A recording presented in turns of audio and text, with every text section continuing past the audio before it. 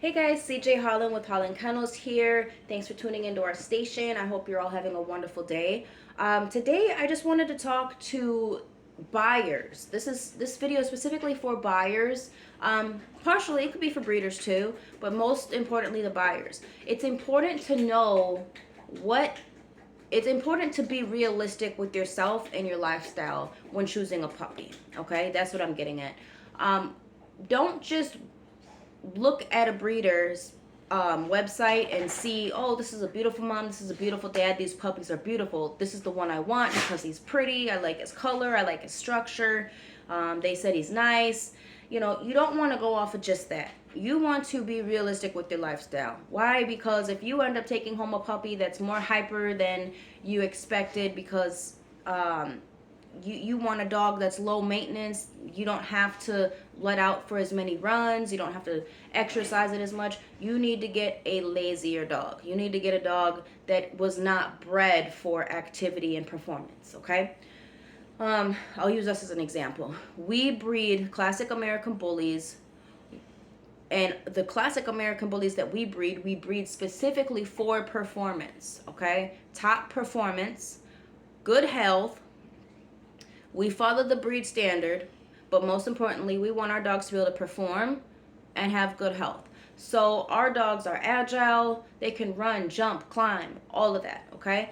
The people that we usually end up selling our dogs to are hunters, farmers, servicemen and women, and people with disabilities who need a dog who is agile and active so that they can protect them and also work as a service dog without the owner having to worry about them, without the owner having to worry about the dog hurting itself, okay?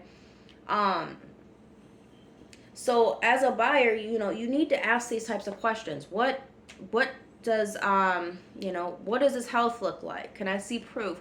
What does his pedigree look like? Even though pedigree, you know, you got breeders who have like a 10 generation pedigree, that doesn't really mean anything other than they've probably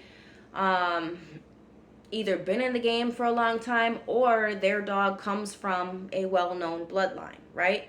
Aside from that, a puppy is only going to take up maybe 2% of its grandparents. That's it. So don't let the pedigree fool you. It's good to have because it's kind of cool and neat to see like the generational aspect of your puppy, but when it comes down to the puppy and its health itself, genetics and all that, 2% is maybe the grandparents. Aside from that, you got mom and dad. This is what you're most likely going to get. You want to be able to see the parents on the yard and the grandparents if possible. You want to be able to see them. You want to see how they act. You want to see how they interact with each other. You want to see how active they are or how not active they are.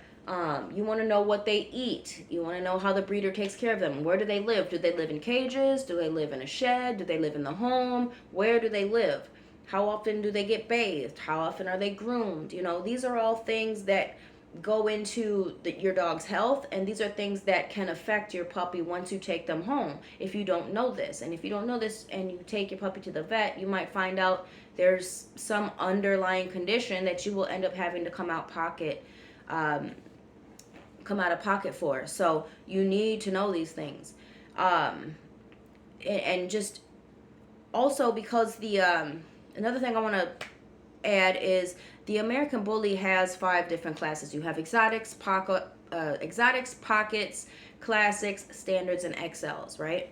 So they all have this breed standard that they follow. Exotics are kind of in their own little category. It's an American Bully, but they look different, okay? That's the one that the ABKC is recognizing right now. The UKC does not currently recognize exotics because they don't look alike. Like if you take an XL classic standard or XL standard classic and a pocket and you line them up, they're all going to look exactly alike. The only difference is going to be the height and the weight, okay? But you see these dogs, they look just alike, okay? An exotic is something a little bit different. They usually have more pushed in faces. They have a wider bone structure, and it's just kind of a class in its own. All right. Now here's the thing. The classic bullies are the closest to the original thing, okay? We breed old school looking classics, so our dogs are more active, agile. They look more like a Staffordshire and American Pit Bull, but they are an American Bully. Um, and it's important to know how big of a dog you're interested in, because you see a lot of posts about puppies online, and oh, I've got puppies here, I've got puppies here, but you don't know what the parents look like. You need to know what size dog you want to have in your family, because if you are not interested in buying lots of food for your dog, you probably don't need an XL, and you probably don't need a standard or a classic. You probably need something a little bit smaller, like a pocket.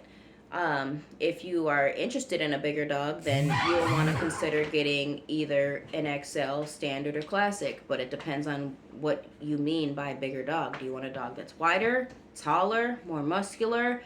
What is it that you're interested in? So you have to be honest with yourself as a buyer. And breeders, we have to do our part too, and inform our customers of what we have to sell, because you can't just breed a dog and then let them go. You can, but then your puppies are most likely going to end up in a shelter or with a family who has no idea how to care for their dog, or ends up with something that they don't really want, that they thought they wanted, but they end up not really wanting it because they, in their minds, were thinking it was something else. So information, doing your research on the breed before you purchase, and also doing your research on the breeders and the dogs in their yard. There's nothing wrong with asking questions. If a breeder has an issue with you as a buyer asking questions, then they don't need to be breeding. They are just in it for the money. They're not going to give you a quality dog, in my opinion. And breeders, when a buyer comes to you and just wants any old puppy and doesn't ask questions, I look at that as a red flag too, because they're just looking for any puppy. And those are the people who usually end up rehoming the puppy down the line, because they, in their mind, thought your puppy was going to look like this and ends up looking like this. You know what I mean? So, or they might think this puppy's going to have this type of temperament, but it ends up having this type of temperament. Or they just didn't do their research and doesn't know, what the different stages are that the puppies go through from 9 weeks and up. There's different growth spurts, there's different stages, or the puppy will look a certain way. A lot of people, we've had people buy our puppies and they're like, he doesn't look the way dad and mom looks. Are you sure this is their puppy, or did you lie to us? No, you have to trust the genetics. Puppies go through a lengthy stage, especially our puppies. They go through a lengthy stage, usually between 6 months to a year. After a year, our pups start filling out and getting wider, and the muscles start just popping, and their heads get bigger. That's the way our dogs grow. And we breed our dogs for agility, and we don't breed dogs with large amounts of mass. They have mass, but not large amounts of mass. We like our dogs to be proportionate from head to toe. We like them to be proportionate. We like them to be able to carry their weight and be light on their feet. Our dogs walk on their tippy toes. They have cat paws. If you look at some other breeders who don't really focus so much on the conformation and the details of the conformation for their dogs, a lot of dogs like XLs, standards, they're real heavy on their paws. And that's bad because it creates weak joints, weak muscles, and they end up having issues, and they end up having arthritis. They end up needing to be on medication, and that's something I don't want to breed into our program. That's not something I would ever want to sell to somebody, because I think that's cruel, to sell something to somebody that I know they'll end up having to spend more money on than if they were to buy a quality dog, if that makes sense. So there's things you have to consider. Are you looking for a dog that is show quality, or are you looking for a dog that is pet quality? Are you looking for a dog that is breeding quality? A breeder is not going to sell a dog for breeding unless there's some sort of a contract, a good breeder, okay? A breeder is not going to sell, to me, a responsible breeder is not going to sell a breeding quality dog or a show quality dog unless it is over a year old and has proven to be of show quality. It has good conformation. There are no flaws, no major flaws at least, and is breedable. Okay. A lot of people I see are raising prices on puppies because they say, oh, it's a show champion, or grand champion dad, grand champion sire, grand champion dam. These puppies are show quality. Not every single puppy in a litter is going to be show quality. Just because mom and dad are show quality and grand champions, what have you, it does not mean that every single puppy in that litter is going to be show quality. Out of every single litter, you may have 1 or 2 puppies that is show quality. That's just the way it is, okay? You may have 1 or 2 that's of breeding quality, okay? That does not mean every single puppy in the litter, just because mom and dad are grand champions and grandparents are champions, that does not mean you're gonna have champion puppies, okay? Let's just be honest. Genetics choose their own path. We do not control that. We are not God. Not every single puppy in the litter is going to be show quality, okay? Not every single puppy should be bred either, and I don't recommend breeders sell puppies to other breeders unless there's contracts. Maybe have 1 or 2 and choose your puppies selectively, and the ones that you feel like are potential of breeding quality or show quality, they should be keeping them longer, and they shouldn't be selling them as breeding and show quality at, unless they are at least a year old. So if you're somebody who's looking for a breeding quality dog or a show quality dog, you should wait and you should buy one that is at least a year old and has proven to be such.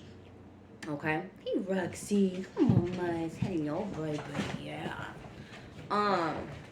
So yeah, as a buyer, you need to do your research. Breeders, you need to do your research too, and you need to be, just inform your buyers, because you could end up selling a real good pup to somebody who ends up not taking care of it, or ends up, realizing this isn't what they wanted, and you end up with the puppy back. Okay. We want to take care of our dogs. We want to take care of our clients, and that's what it is. So I hope you found this video useful. Thanks for tuning into our station. Stay tuned for more. Feel free to drop any comments in the comment section below, and feel free to reach out to us if you're interested in knowing more. If you have an idea for a future video, let us know. We'll definitely work on that for you. Okay? Have a great day, guys.